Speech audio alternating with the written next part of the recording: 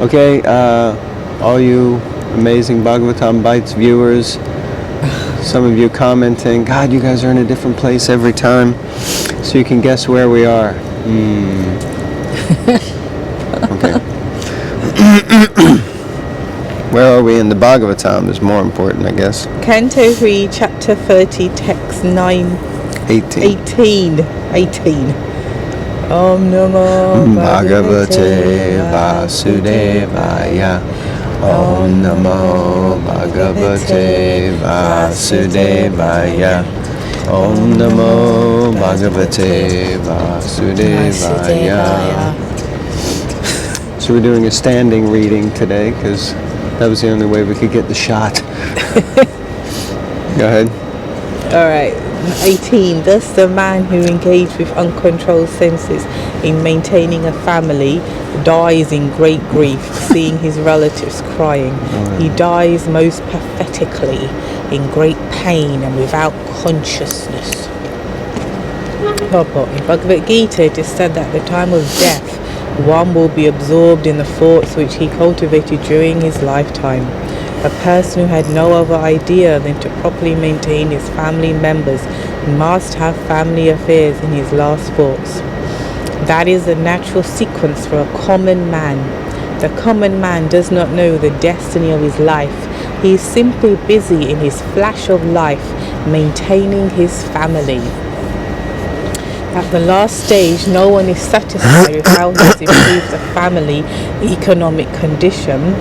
Everyone thinks that he could not provide sufficiently. Because of his deep family affection, he forgets his main duty of controlling the senses and improving his spiritual consciousness. Sometimes a dying man entrusts the family affairs to either his son or some relative, saying, I am going, please look after the family. He does not know where he is going, but even at the time of death he is anxious about how his family will be maintained. Sometimes it is seen that a dying man requests a physician to increase his life, at least for a few years, so that the family maintenance plan which he has begun can be completed. These are the material diseases of the conditioned soul.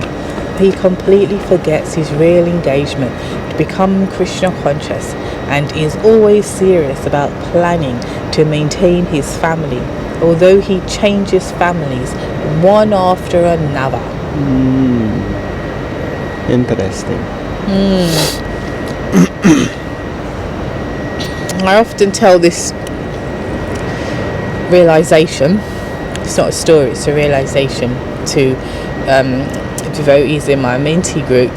I say, I want you to sit and think and really meditate about you, and I want you to accept, in the sense that whether we accept this through the heart or theoretically accept the knowledge that with Prabhupada's giving, somewhere out there, now you don't know where, it could be in England where we are, it could be in India, America, Africa, there is a person or persons, let's just say there is a person who has your picture on the wall from who you were in your previous life, and who's grieving, depending on how old you are, for you, and thinks of you, my mother, my father, my brother, my sister, my child, and yet you are in this life totally ignorant of that and have no idea of what you left behind, the love, the pain, the confusion. And right now in this very existence, you're in someone's family tree from the past, from your past. You know, and people, and I do that with the ladies in my group, and they're like, whoa. That's very powerful. I must say that's one of the most powerful realizations I think I've ever heard. From you specifically, but in general. I know you have plenty, but you... So that's quite amazing. And this life you'll simply be a picture on a mantle or a picture on a wall or in a scrapbook. for the, and then you'll move on to another life. Of course, hopefully, the people in your mentee group will complete this life and go back to Godhead. But still, that memory of that previous person remains in this kind of dimension or this world. Yeah, that's very powerful. Very powerful. And you have no idea, like Prabhupada's explaining in this purport, where they are and who they are. You may even pass them, and you have that sense of deja vu or otherwise. You may even go and sit in the front room and look at the picture and think, yes. Why am I always so attracted to that picture? But it's a, if we're accepting this process and path, then we are in someone else's, family tree and family albums and photos, and we have no knowledge, and yet we're so entangled in the one life that we're here now. Very powerful, yeah. One thing came to mind, because I always like to present the kind of, also, to keep things in a context. It's not that we should be neglectful or disregard our family responsibilities in this life, also in one sense. Yeah. Even Rupa Goswami, after he left the service of Nawab Hussain Shah, it's described that because he was extremely wealthy because of his service to the, to the government, but after he left, his wealth was divided 50% into the service of, the Lord, and then 25% went to his family to help them, and then 25% was kept for emergencies. So, this seems to contradict the stereotypical opinion that we have, first of all, of, I guess you could say, a renunciant or a sannyasi or Rupa Goswami. We hear the Goswamis sleep under a different tree every night and, only eat a little bit of buttermilk every other day or something like that. Got their loincloths from the garbage in the street. And you think, oh, but he had so much money, and what did he do with it? So the point is that everything has to be done in balance, but the consideration here is, as wonderfully as Bhava Bhakti was just saying, that let us not forget the ultimate goal, let us not forget the cold, harsh reality. So do your duty, but don't make it the prime and or only goal of whatever you're doing. Make sure that the development of your Krishna consciousness and their Krishna consciousness remains the primary goal. Meanwhile, there are always so many other things that we need to take care of, like that. Okay, should we read the next one? 19, right? Yeah. Just reading the first line of the Sanskrits, Yama dutau tada praptau. And I thought, okay, Yamaraj has entered the building. At death, he sees the messengers of the Lord of Death come before him, their eyes full of wrath, and in great fear he passes stool and urine. Crikey, Mikey. Purport. There are two kinds of transmigration of a living entity after passing away from the present body. One kind of transmigration is to go to the controller of sinful activities, who is known as Yamaraj, and the other is to go to the higher planets, up to Vaikuntha. Here, Lord Kapila describes how persons engaged in activities of sense gratification to maintain a family are treated by the messengers of Yamaraj, called the Yamadutas.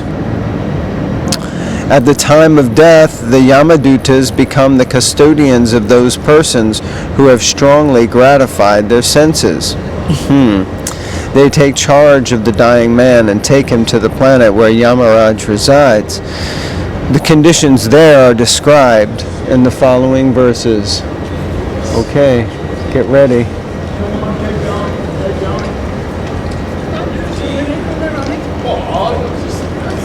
Get ready, we're going to Going to the planets, the hellish planets. The clothes. I think my husband's getting very distracted. Well, because there's a couple of logger louts here who might just come and decide to intervene. So, yeah, like that. We're gonna go on a little trip. Any thoughts? Yeah, I can tell a story seeing as a little bit distracted. When my auntie's mother-in-law was dying, she was bedridden. She came from India and she's really old to live here, but she fell down the stairs after a few days and she was bedridden and died. But I mean, apparently she wasn't such an amiable person. I don't know, didn't know her, but we had to go and see her, you know, because she's passing. And one time it was winter, that means it's dark and it's like, and she was upstairs, and it's basically like these passages that we're reading when you get old, when, you know, you're not everyone appreciate, but, you know, there's not so much. It's almost like, when are they going? And so my mum said, go upstairs and go and talk to your, you know, well, she wasn't my aunt, but auntie like that aunt. And I was like, oh, okay. When sat there, it was just me. And yeah, she was saying, can you see them? And I'm like, you know, it's dark, it was late evening, I think we were eating at my auntie's house, and all the ladies are downstairs cooking, and I'm like, look, what? Hare Krishna. I was going to the temple then, mind you. So, and she's like, curtains were open and she was bedridden, but you could see out in the garden. And I see them on the tree. And I was like, I don't see no one on the tree, but I'll be back. Never. And I left. Going on about them waiting for us on the damn tree.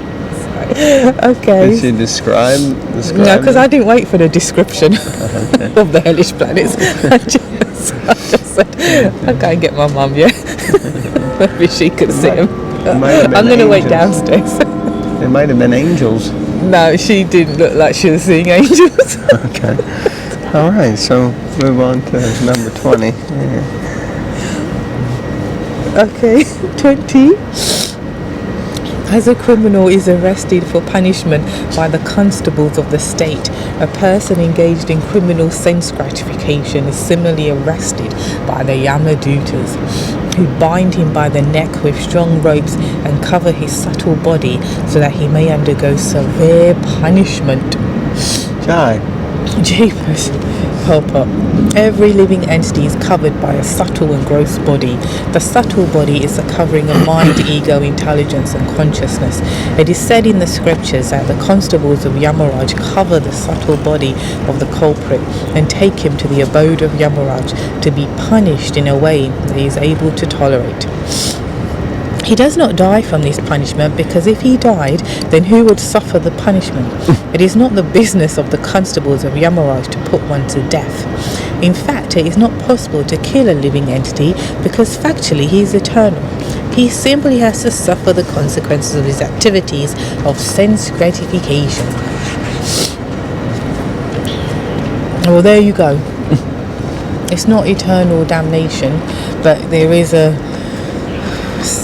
holding room where you have to be punished for deeds that you've done.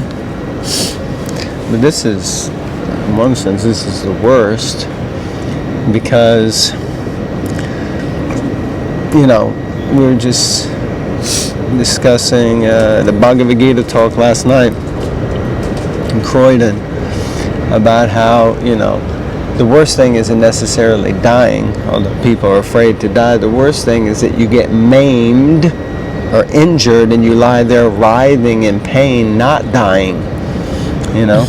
It's like, so here you have these personalities who are, you know, hired, you know, their employment is specifically to administer punishment and pain without killing you. And like keep you there just punishing you so that you receive the full karmic reaction for whatever you've done in the previous life, or in the previous life. And yeah, so happy trails to you. No, but that's actually what most people want. Like when someone commits murder or someone hurts a family member, and then they hear, oh, they committed suicide in jail. You don't feel you got justice. Actually, people want them to be incarcerated and feel like miserable, and not happy. Rather than, oh, well, then they're gone now. They're gone. They're not suffering. I suffered because they hurt me, or my family member or friend suffered, but they're gone like that. So then I guess basically from what you're saying is that, of course, the person who's getting it is being tortured and he's not happy, or she's not happy, they're not happy. But the people whom they may have wronged in their life, if they could see a video of that, then they would be happy. Yeah, some people, yeah. Okay. Wow. Bhagavatam Bites. Reading Bhagavatam together with your spouse really helps you to get to know your partner. And so, yeah, we definitely don't want to cross that line, do we know? Okay, I'll read the next paragraph. The process of punishment is explained in the Chaitanya Charitamrita. Formerly, the king's men would take a criminal in a boat in the middle of the river.